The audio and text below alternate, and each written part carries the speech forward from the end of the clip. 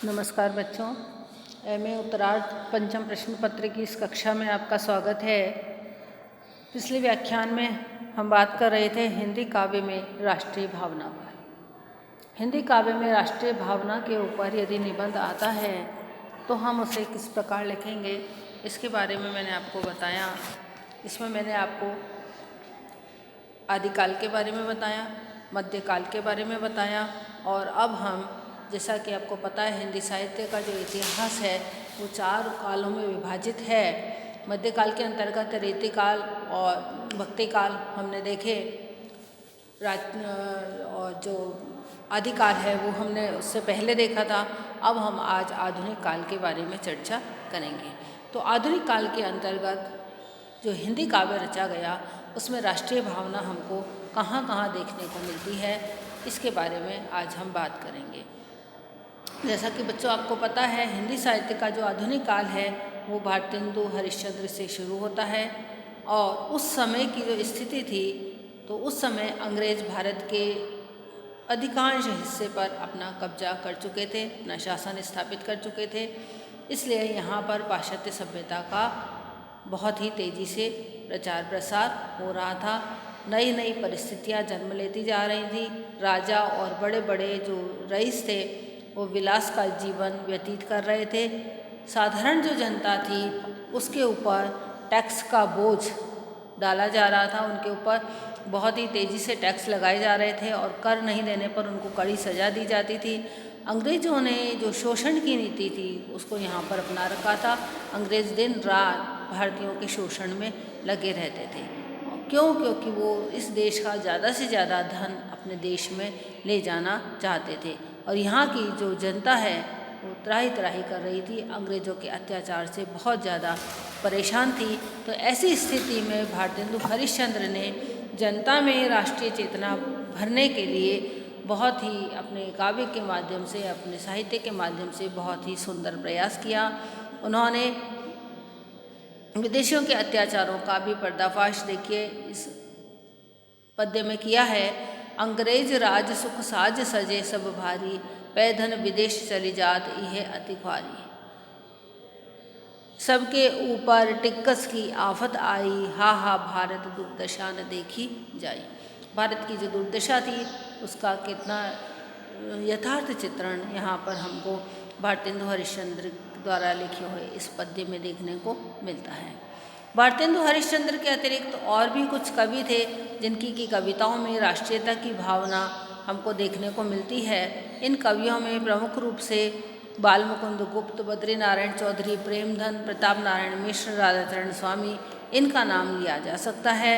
इन सभी ने देश की जनता के अंदर देशभक्ति की भावना भरने का प्रयास किया और उन्हें उन्नति के पथ पर अग्रसर होने का संदेश दिया। प्रेमधन ने भारत का जो समृद्ध भविष्य है उसकी भी कामना अपनी साहित्य के माध्यम से, अपनी कविताओं के माध्यम से की है। एक जगह पर स्वदेशी वस्तुओं के निर्माण पर बल देते हुए जो बालमुकुंद गुप्त हैं वे लिखते हैं कि आओ एक प्रतिज्ञा करें, एक साथ सब जीवें मरें, अपनी चीज़ें आप बनाओ, उनसे अपना अंग सजाओ।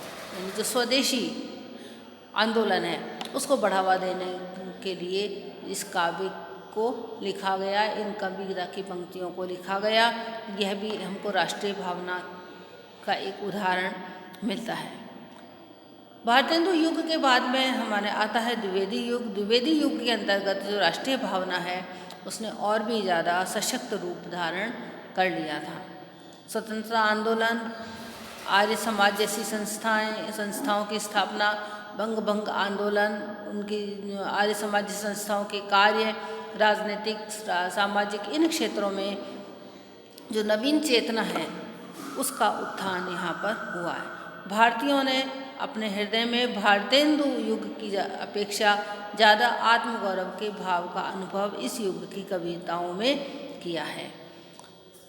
डॉक्टर गोविंद राम शर्मा ने भारतेंदु युग की जो राष्ट्रीयता है और जो द्विवेदी युग की राष्ट्रीयता है उसका अंतर स्पष्ट करते हुए वे लिखते हैं कि भारतेंदु काव्य की राष्ट्रीयता की अपेक्षा द्विवेदी कालीन राष्ट्रीयता अधिक व्यापक है भारतेंदुकालीन राष्ट्रीयता प्राचीन इतिहास की ओर अधिक संकेत करती है, किंतु द्विवेदी युग की राष्ट्रीयता अतीत की अपेक्षा वर्तमान से अधिक संबद्ध है।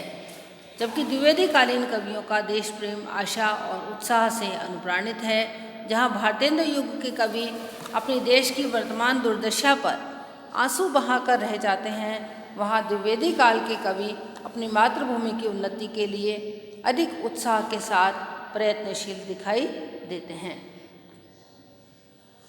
भारतेंदु युग के कवियों को अंग्रेजी शासकों से देश की उन्नति की आशा थी और इसीलिए उन्होंने देशभक्ति के साथ साथ राजभक्ति को भी अपनाया था।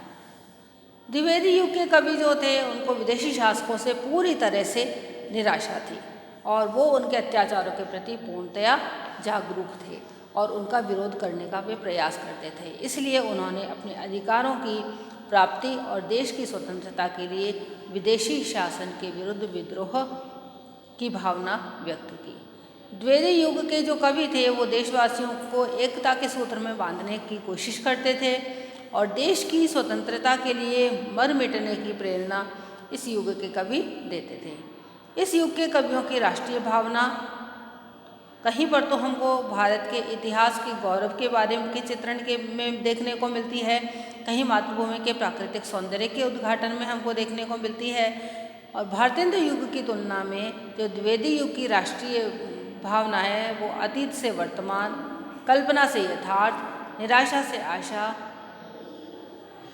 अविश्वास से विश्वास, उपदेश से कर्म और आत्महीनता से आत्मगौरव की ओर अग्रसर होती हुई दिखाई देती है।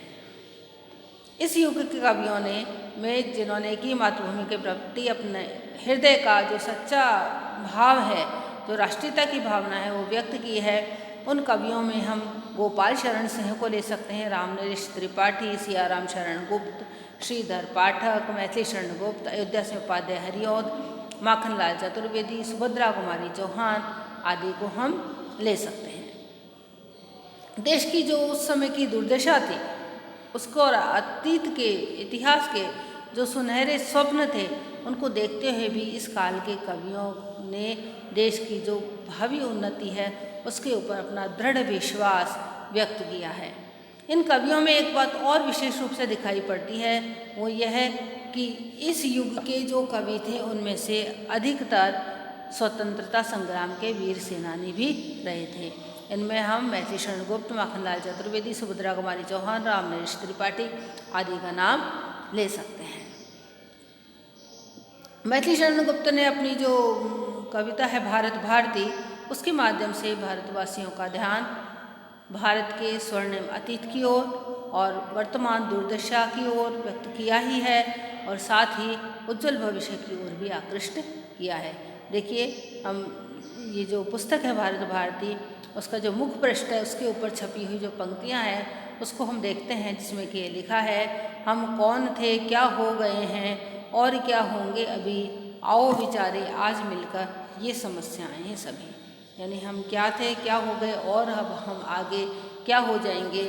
हम अब जो दिशा है उस दिशा को उन्नति की ओर बढ़ाएं, हम आगे दिशा को सकारात्मक रुख दें, इसी आशा के साथ में वो ये बात कहते हैं कि हमको आगे जो देश की समस्याएं हैं उनके ऊपर विचार करना होगा और उन समस्याओं को दूर करने का प्रयास करना होगा। भारत की जो स्वतंत्रता की बेड़ियां थी उनको तोड़ने के लिए गुप्त जी का जो कवि हृदय था वो बहुत ही व्याकुल था, बहुत ही व्यग्र था और इसीलिए उन्होंने लिखा है कि भारत लक्ष्मी पड़ी राक्षसों के बंधन में, सिंधु पार वह बिलख रही है व्याकुल मन में। यानी भारत की जो दुर्दशा है, भारत की जो लक्ष्मी है वो विदेशी आक्रांताओं के चंगुल में फंसी हुई है और वह बिलख रही है, उसके मन में बड़ी ही व्याकुलता है। गुप्त जी का ये जो राष्ट्रीयता विषयक दृष्टिकोण है ये बहुत ही उदार है और व्यापक भी है। और इसके साथ ही जो मैथिली शरण गुप्त हैं वे भारत की स्वतंत्रता के लिए हिंदू मुस्लिम एकता को भी अनिवार्य मानते हैं। वो ये चाहते हैं कि हमको अंग्रेज़ों के विरुद्ध यदि युद्ध करना है तो हमको हिंदू और मुस्लिमों को एक होना चाहिए और इसीलिए उन्होंने काबा और करबला जैसी रचनाएं भी की हैं। वो बहुत जो विभिन्न जातियाँ थी और संप्रदाय थे उनके प्रति भी उनकी दृष्टि उदार थी, क्योंकि मातृभूमि के प्रति उनका अगाध अनुराग था। और मातृभूमि के प्रति जो अनुराग था उसके कारण यहाँ रहने वाली जितनी भी जातियाँ थी, संप्रदाय थे, धर्म संप्रदाय हैं, उन सब के प्रति उनके मन में एक आदर का भाव था। वो केवल भारत को अंग्रेज़ों की पराधीनता से मुक्त करना चाहते थे। गुप्त जी का जो काव्य है उसके अंतर्गत साकेत आपने पढ़ा ही होगा। साकेत में भी उन्होंने जन्मभूमि के प्रति जो अपने पूज्य भावना है उसको व्यक्त किया है। वो लिखते हैं कि जन्मभूमि ले प्रणति और प्रस्थान रे, हमको गौरव गर्व तथा निजमान दे। तेरा स्वच्छ समीर हमारे श्वास में, मानस में जल और अनल उच्छ्वास में, अनासक्ति में सतत नभ स्थिति हो रही, अविचलता में बसी आप तू है मही। यानी जो अपनी जन्मभूमि है उसके प्रति कितने सुंदर भाव हमको यहाँ पर देखने को मिलते हैं। अयोध्या से उपाध्याय हरिऔध ने भी अपना जो प्रिय प्रवास में है उसमें राधा और कृष्ण के चरित्र के माध्यम से देशभक्ति को महत्वपूर्ण स्थान दिया है। और इसी तरह हम रामनरेश त्रिपाठी की जो कविता है उसको भी ले सकते हैं, जिसमें कि भारत में जन्म लेने के प्रति एक बहुत ही गौरव व्यक्त किया गया है। उनका जो हृदय है वो भारत की भव्य झांकी प्रस्तुत करता हुआ प्रतीत होता है। वे लिखते हैं कि जिसके तीनों ओर महोदधि रत्नाकर है, उत्तर में हिमराशि रूप सर्वोच्च शिखर है, जिसमें प्रकृति विकास रूप ऋतुक्रम उत्तम है, जीव जंतु फल फूल शस्य अद्भुत अनुपम है, पृथ्वी पर कोई देश भी इसके नहीं समान है, इस दिव्य देश में जन्म पा हमें बहुत अभिमान है। तो बच्चों ये राष्ट्रीयता की भावना थी जो कि इस युग के जो कवि थे उनमें हमको देखने को मिलती है।